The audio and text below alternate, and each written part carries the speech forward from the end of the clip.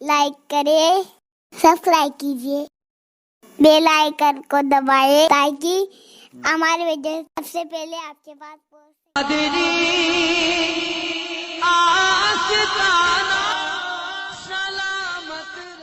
حضور غوث اعظم رضی اللہ تعالیٰ عنہ نے ہمیں پڑھایا ہے کہ جب دین کا کام کرو نا میرے بھائی تو محنت کر کے کرو، کوشش کر کے کرو۔ میں ایک جملہ کہا کرتا ہوں، میں کہتا ہوں حضور غوث اعظم نے دین کا کام اس طرح کیا جس طرح مزدور کرتے۔ وہ دیہاتوں میں غریب ہوتے تھے نا مزدور، تو وہ بیچارہ 12 گھنٹے ڈیوٹی کر کے بھی آتا تھا، تو پھر بھی کسی نے مٹی گرائی ہوتی تھی نا تو کہتا تھا میرے ساتھ ٹھیکہ کر لے، میں تیری مٹی بھی اٹھا دیتا ہوں کیونکہ میرے بچے چھوٹے ہیں، مجھے ضرورت ہے۔ تو 200-400 لے کے نا وہ ذرا دیکھنا ادھر غوث پاک فجر کی نماز کے بعد فقہ کا درس دیتے تھے، ظہر کی نماز کے بعد اصول حدیث پڑھایا کرتے، عصر کی نماز کے بعد حضور غوث اعظم رضی اللہ تعالیٰ عنہ تفسیر پڑھاتے، اور عشاء کی نماز کے بعد ہفتے میں 3 جلسے منعقد کرتے، اور جلسے اس طرح کے نہیں جس طرح کہ میں کرتا ہوں رٹی رٹائی تقریریں، بلکہ غوث اعظم کے قاری صاحب کو اجازت تھی، وہ جہاں سے مرضی آیت پڑھ دیتے تھے، غوث پاک تفسیر شروع کر دیتے تھے، اور 200-400-500 لوگ نہیں ہوتے تھے، 70-70 ہزار کا مجمع ہوتا تھا۔ ادھر دیکھنا، اب ہفتے میں 3 جلسے بھی ہوئے، مصروفیت فجر سے شروع ہوئی، اور اس کے درمیان غوث پاک کا مدرسہ تھا، اشراق چاشت لے کر ظہر تک آپ دارالعلوم میں پڑھایا بھی کرتے تھے۔ صلاح الدین ایوبی حضور غوث اعظم کے مدرسے کا طالب علم ہے، یہ سبق بھی پڑھاتے تھے غوث اعظم، اور بڑی شاندار بات لکھی ہے ملا علی قاری نے آپ کے حالات میں، مجھے تو مزہ آ گیا پڑھ کے۔ ہمیں بھی تھوڑا تھوڑا موقع ملتا ہے یونیورسٹیوں اور کالجوں میں جانے کا، تو ہمارے جو پرائیویٹ کالجوں والے ہوتے ہیں نا، جو بچہ فرسٹ آتا ہے نا اس کی فوٹو لگاتے ہیں بورڈ پہ، پتہ ہے نا، تو جو فیل ہو جائے اس نے اس کالج میں نہیں پڑھا، وہ کس کا ہے؟ میری بات کی سمجھ آئی ہے آپ حضرات کو؟ جو تو فرسٹ ڈویژن میں 2-3 آئے ان کی تو آپ نے فوٹو لگا دی، تو جو فیل ہوئے، کیا خوبصورت فکر ہے میرے غوث پاک کی۔ ناظم تعلیمات ہوتے ہیں ہمارے مدارس میں جو اسباق بانٹتے ہیں، جب سبق تقسیم ہو رہے تھے تو غوث اعظم ناظم تعلیمات سے کہنے لگے، اس نے کہا حضور آپ کو بھی کوئی پیریڈ دینا ہے، کوئی سبق دینا ہے؟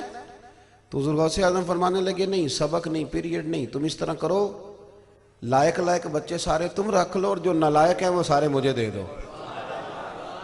وہ نالائق جو ہے نا، کیا کہا میرے مصطفیٰ کریم نے، شفاعتی لأہل الکبائر من امتی، فرمایا جو بڑے بڑے کبیرہ گناہوں والے ہوں گے قیامت میں میری سفارش کی برکت سے جنت میں جائیں گے، تو نالائق بچے مجھے دے دو۔ غوث اعظم بچوں کو پڑھاتے، یہ سارے دن کی مصروفیت ہے، سمجھ آ رہی میری بات کی؟ پھر سنیں، فجر کے بعد درس ہے، پھر عشاء چاش سے لے کر زور تک مدرسہ ہے، پھر زور کے بعد درس ہے، پھر عصر کے بعد درس ہے، پھر 3 جلسے ہفتے میں، اور 70-70 ہزار کا مجمع۔ یہ سارا آپ کو مصروفیت سمجھ میں آ گئی دن کی؟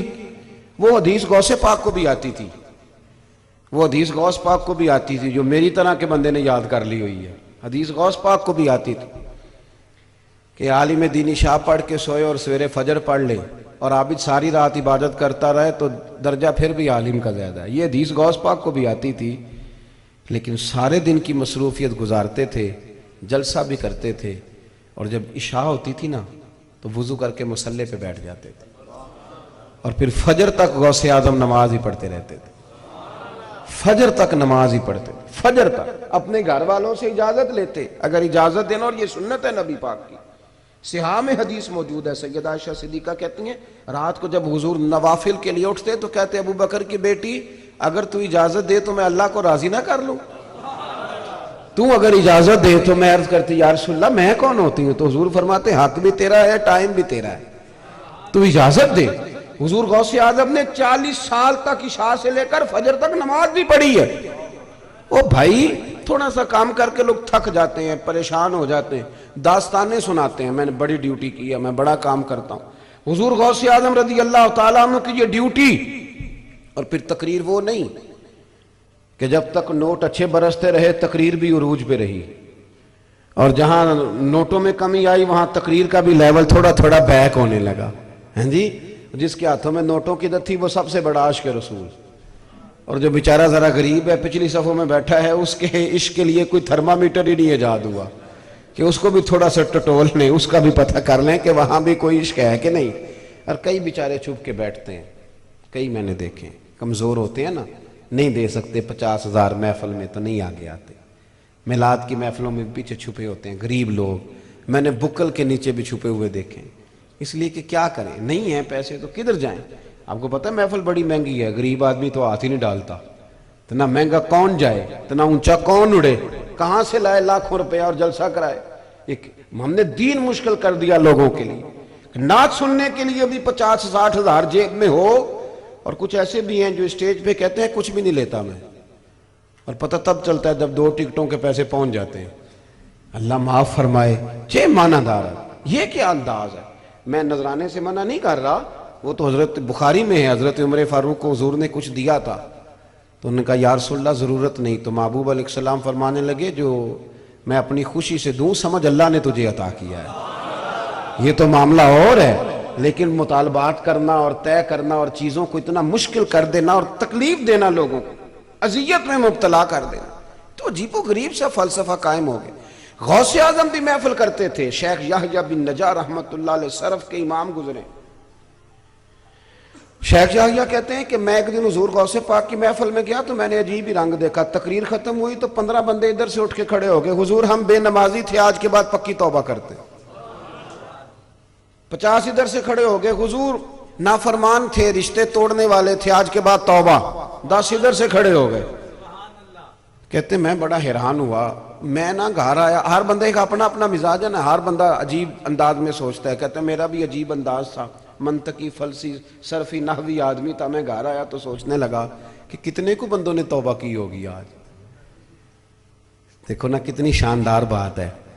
ہماری محفلوں میں نوٹ گنے جاتے ہیں, وہ یہ گن رہے ہیں کہ توبہ کتنے کرتے ہیں. فرمانے لگے کہ میں نا سوچنے لگا کتنے کے بندوں نے توبہ کی ہوگی.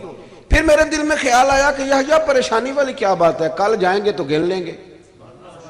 سو جا چپ کر کے. کہتے ہیں اگلے دن میں گیا تو میرا گننے کا انداز یہ تھا کہ میں ایک دھاگا لے گیا لمبا سا, چادر کے نیچے نا میں نے دھاگا رکھ لیا کہ ایک بندہ اٹھ کے توبہ کرے گا تو ایک گرہ لگاؤں گا گانڈک, دوسرا اٹھ کے توبہ کرے گا تو دوسری گرہ لگاؤں گا, گرہیں لگاتے رہوں گا, بعد میں گن لوں گا.